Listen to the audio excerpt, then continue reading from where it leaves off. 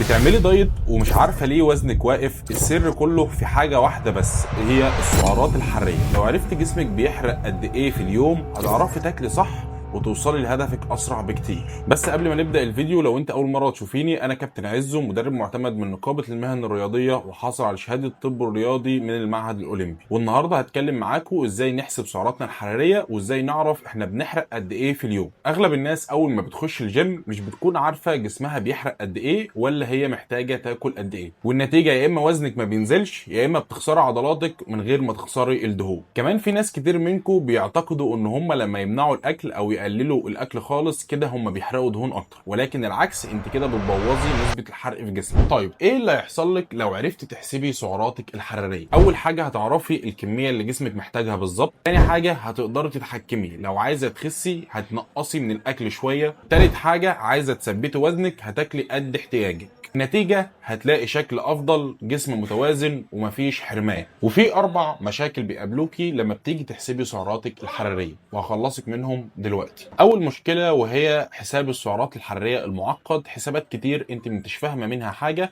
الحل انك تعتمدي على البي ام ار زائد النشاط، وده اللي انا هشرحه لك في اخر الفيديو. المشكلة التانية انك تعتمدي اكتر على التطبيقات. اي تطبيق انت بتنزليه من اي مكان، انت مش بتتابعي وزنك كل اسبوع. الحل انك تتابعي وزنك على الميزان وتتابعي شكلك علشان تقدري تغيري في اي نظام غذائي او اي سعرات حراريه. والمشكله الثالثه انك بتقللي سعرات حراريه قوي وبتكوني فاكره انك كده هتخسري دهون اسرع. لا، انت بتكوني من 1200 سعره حراريه الى 1400 سعره حراريه للبنات، ومن 1500 ل 1700 للرجال. مشكله رقم 4 والاخيره انك بتخلطي بين الاكل الصحي والاكل العادي. لازم برضو تحسبي سعراتك الحراريه حتى لو انت بتاكلي اكل صحي. وبالمناسبه انا فاكر كان في فتره بنت بتتمرن عندي في الجيم، كانت دايما بتتمرن صح وبتاكل صح وبتعمل كل حاجه، ولكن جسمها مش بيتحرك. هنا وقفت عند نقطة معينة وسألتها انت بتاكلي قد ايه في اليوم؟ لما جينا نحسب السعرات الحرارية لأنها بتاكل أقل من 900 سعرة حرارية، وده طبعا أقل من احتياجها بكتير،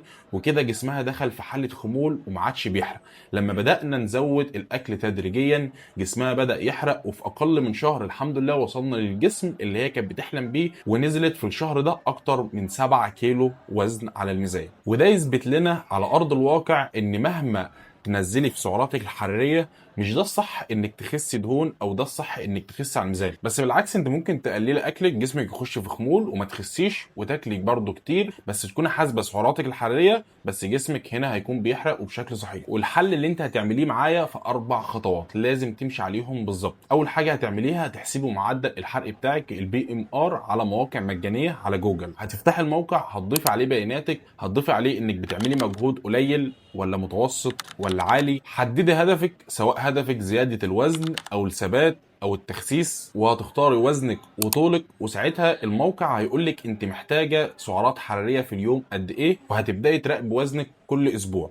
لو لقيتي وزنك ثابت ما عادش بينزل، بتبدأي تنزلي 200 سعرة، 300 سعرة، 400 سعرة، لحد ما توصلي الى 500 سعرة عن الموقع اللي هيديهولك. ولو انت بتزيدي بتبداي برضو تزودي 200 سعره، 300 سعره، 400 سعره عن الموقع اللي هيديهولك. يعني مثلا لو الموقع عاطيلك 1500، بتبداي تنزلي 200 سعره وتجربي اسبوع، تبداي تنزلي الاسبوع. لو انت ثبتي الاسبوع اللي بعده بتنزلي 100، الاسبوع اللي بعده بتنزلي 100، لحد ما جسمك يبدا يحرق اول باول. ولو العكس وانت بتزيدي بتبداي تزودي 200، 300، 400 لحد ما توصلي 500 سعره زياده. واخر حاجه الاستمراريه، لازم تستمري علشان تشوفي نتيجه حلوه. الموضوع مش صعب، الموضوع سهل جدا. لو عرفتي انت محتاجه سعرات حراريه قد ايه هترتاحي وهتلاقيكي بتخسي كل اسبوع.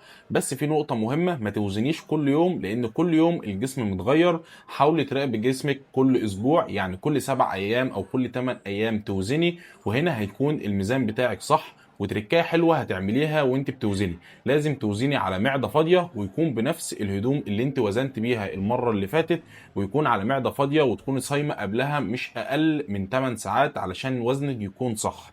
وزنك الاسبوع اللي فات يكون زي الوزن بتاع الاسبوع ده، وهنا هتوصلي لشكل حلو قوي، وهتوصلي لوزنك بالظبط، وهتعرفي اذا كان ده وزنك بتنزلي او مش بتنزلي، او بتزيدي او مش بتزيدي. ولو عاوزاني اعمل لك فيديو تاني اشرح لك فيه ازاي تقسمي البروتين والكارب والدهون بطريقه سهله جدا، اكتبي لي في الكومنت وانا هرد عليك على طول. ما تنسوش يا جماعه ان انا برد على كل الكومنتات، لو عندك اي سؤال سيبوه لي في الكومنتس وهرد عليك على طول. لو عندك مشكله كبيره ولقيت ناس كتير كاتبه نفس المشكله، هعمل لك فيديو عنها بالتفصيل واشرح لك ايه الحل بتاعها. ما تنسوش تعملوا اشتراك في القناه عشان يوصل لكم كل جديد. انا كابتن عزو، وكل يوم بديكي معلومه حلوه عن الجيم والرياضه وحياتك الصحيه.